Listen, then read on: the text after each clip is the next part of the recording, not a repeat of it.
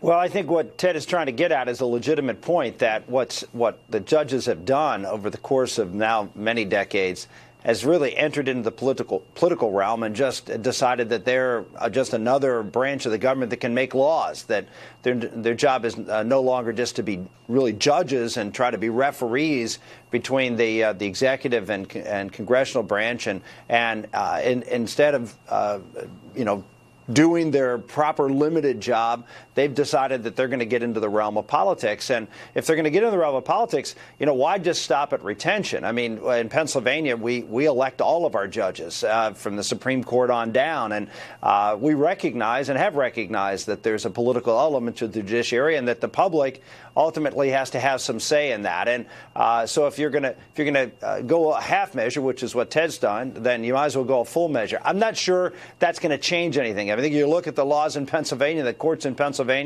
If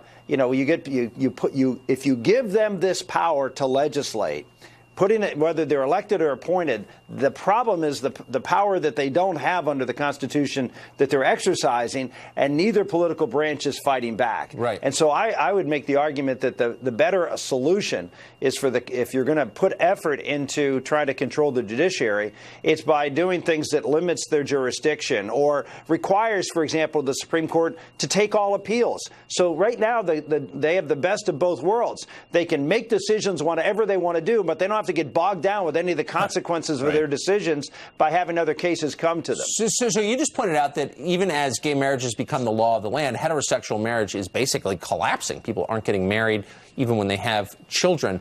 And you said we need to do something about that. What specifically can, say, the Congress do about that?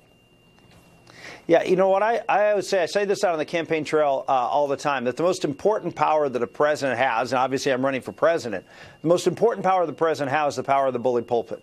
Can you imagine if instead of this president spending all his time talking about global warming, if he talked about the importance of marriage and fathers and mothers taking responsibility and raising their children in healthy homes and actually promoting marriage, not just from the presidency, but in the popular culture and in the business community, and actually have programs that support the idea of marriage and togetherness in order to raise children.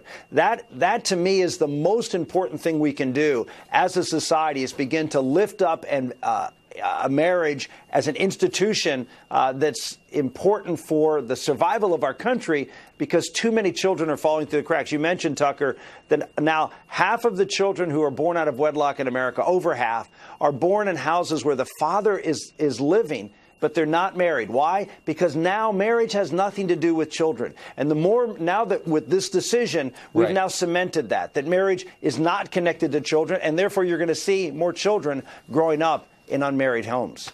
Senator Rick Santorum joining us live from Florida. It's great to see you this morning, Senator. Thanks. Thank you, Tucker.